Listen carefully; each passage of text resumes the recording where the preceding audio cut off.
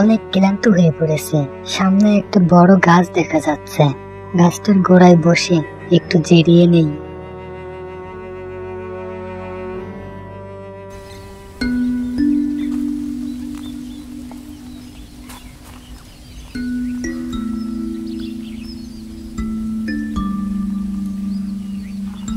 ও ভাই, ভাই একটু জিরিয়ে নাও।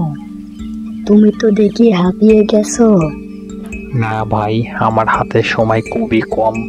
এগুলো গঞ্জে বিক্রি করে আমার আবার চাল ডাল কাঁচা বাজার করে আনতে হবে।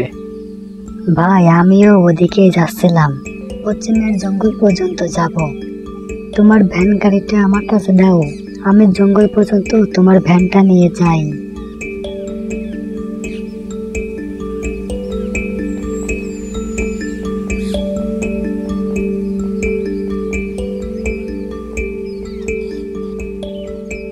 ভাই আপনি তাহলে গঞ্জের দিকে চলে যান, আমি জঙ্গলের রাস্তা দিয়ে এগিয়ে যাব।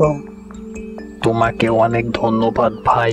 আশা করি খোদা তাআলা তোমার উপর রহমত করবে।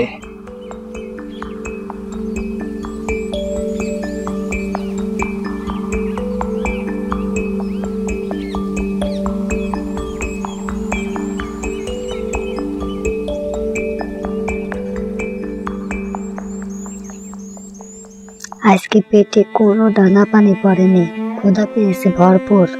আমি আর পারতেছি না, এই গাছটার নিচে একটু বসি।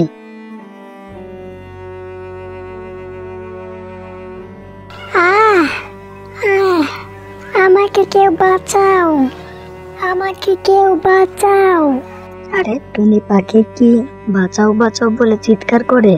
হ্যাঁ ভাই আমি, আমার শরীরে তীর ঢুকেছে, আমাকে বাঁচাও। একটু ধৈর্য ধরো টুনি, আমি তোমাকে সেবা যত্ন দিয়ে সুস্থ করে তুলবো। তুমি অতি তাড়াতাড়ি সুস্থ হয়ে উঠবে ইনশাআল্লাহ।